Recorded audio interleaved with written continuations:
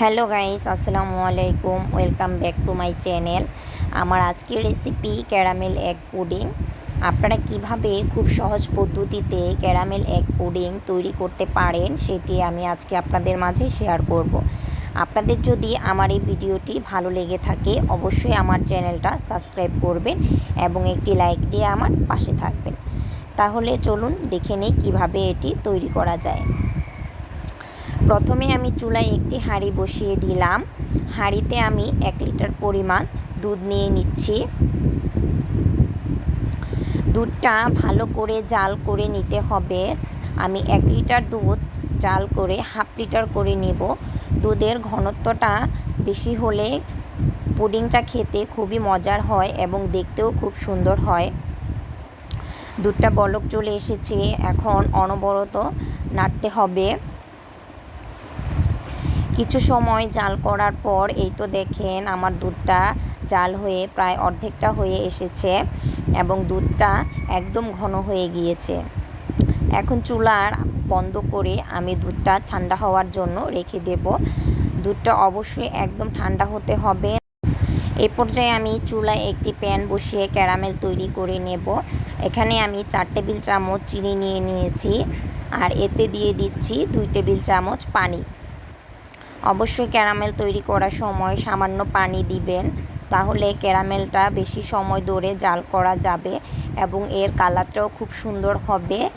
এছাড়া পুড়ে যাওয়ার কোনো চান্স থাকবে না।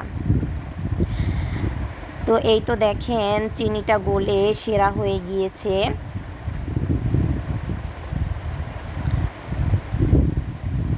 যখন এরকম মাঝখানে কালার হয়ে আসবে তখন চামচ দিয়ে নেড়ে চেড়ে দিতে হবে এবং অনবরত নাড়তে হবে যেন পাশেও সেম কালার চলে আসে। কিছুক্ষণ নাড়াচাড়া করার পর এই তো দেখেন কত সুন্দর কালার চলে এসেছে। যখন এরকম ব্রাউন কালার চলে আসবে তখন চুলাটা বন্ধ করে দিতে হবে, কারণ প্যানের যে গরম তাপ সেই তাপেই বাকি ক্যারামেল কালারটা চলে আসবে। এই তো দেখেন কত সুন্দর একটি কালার চলে এসেছে। এখন যেই পাত্রে পুডিং বানানো হবে সেই পাত্রে আমি ক্যারামেলটা ঢেলে সেট করে নেব। তো গরম গরম ক্যারামেলটা ঢেলে নিতে হবে, না হলে এটা বসে যাবে। তো আমি এই তো ক্যারামেলটা ঢেলে সুন্দর মতো পুরো বাটিতে সেট করে নিয়েছি। আর দেখতেই পাচ্ছেন ক্যারামেলের কালারটা কতটা সুন্দর হয়েছে। এই পর্যায়ে আমি একটি মিক্সিং বোল নিয়ে নিব। মিক্সিং বোলে ডিমগুলো ভেঙে নিয়ে নিচ্ছি। তো আমি এখানে 3টি ডিম ব্যবহার করতেছি। এখন এতে অ্যাড করে দিচ্ছি 1 চা চামচ ভ্যানিলা এসেন্স। আপনারা চাইলে এখানে লেবু ইউজ করতে পারেন, এতে করেও ডিমের কাঁচা গন্ধটা থাকবে না। দিয়ে দিচ্ছি 1 কাপ পরিমাণ চিনি। চিনিটা কম বেশি আপনাদের পছন্দ অনুযায়ী অ্যাড করতে পারেন। এখন এই উপকরণগুলো ভালো মতো মিক্স করে নিতে হবে। তো আমি এই উপকরণগুলো ভালো মতো নেড়েচেড়ে মিক্স করে নিতেছি। এখন আগে থেকে জাল করে রাখা দুধটা উপকরণগুলোর সাথে অ্যাড করে দেব।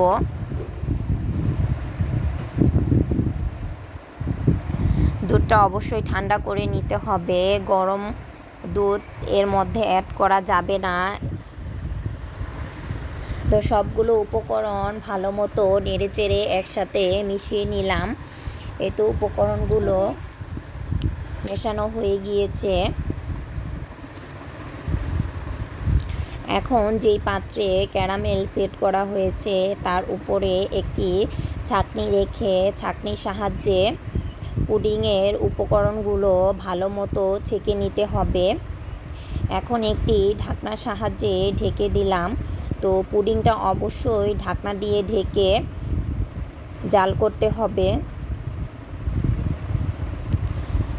চুলায় একটি হাঁড়ি বসিয়ে দিলাম। হাঁড়িতে আমি দিয়ে দিচ্ছি কিচেন টাওয়াল। আপনারা চাইলে এখানে যে কোনো সুতি কাপড় বা স্ট্যান্ড ব্যবহার করতে পারেন। এতে করে যখন পানি বলক আসবে বাটি নড়াচড়া করার চান্স একদমই থাকবে না। এখন এতে আমি পানি দিয়ে দিচ্ছি।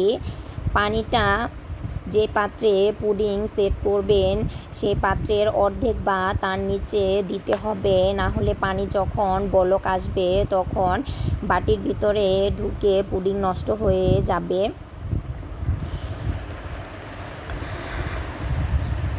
ঢাকনা দিয়ে ঢেকে 25 থেকে 30 মিনিট সময় ধরে জাল করতে হবে। আর এই পর্যায়ে চুলার আঁচটা অবশ্যই মিডিয়ামে রাখতে হবে। চুলার আঁচ মিডিয়ামে রেখে পুডিংটা 30 মিনিট সময় ধরে জাল করতে হবে। এই তো 30 মিনিট পর আমি ঢাকনাটা সরিয়ে নিলাম আর একটি টুথপিকের সাহায্যে দেখে নিচ্ছি পুডিংটা ভালো মতো সেট হয়েছে কি না। তো এই তো দেখেন আমার পুডিংটা খুব ভালো মতো সেট হয়ে গিয়েছে।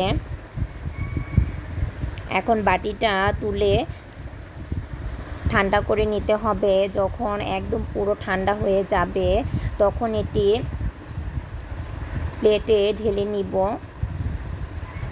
প্রথমেই ছুরির সাহায্যে চারপাশটা ভালো মতো ছাড়িয়ে নিতে হবে। তো আমি একটি ছুরির সাহায্যে চারপাশটা ভালো মতো ছাড়িয়ে নিলাম। ছাড়িয়ে নেওয়ার পর এখন একটি প্লেটে বাটিটা উপর করে দিব।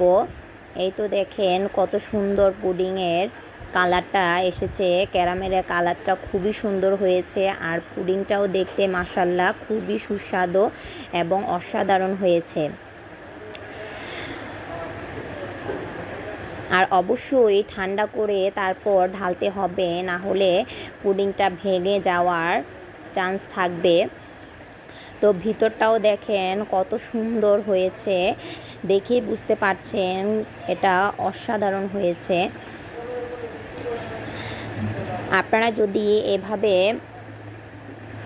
এই পুডিংটি তৈরি করেন তাহলে খেতে খুবই অসাধারণ হবে এবং দেখতেও খুবই সুন্দর লাগবে।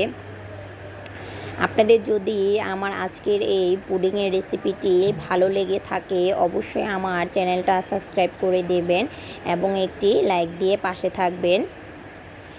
সবার জন্য অনেক অনেক দোয়া ও ভালোবাসা রইল।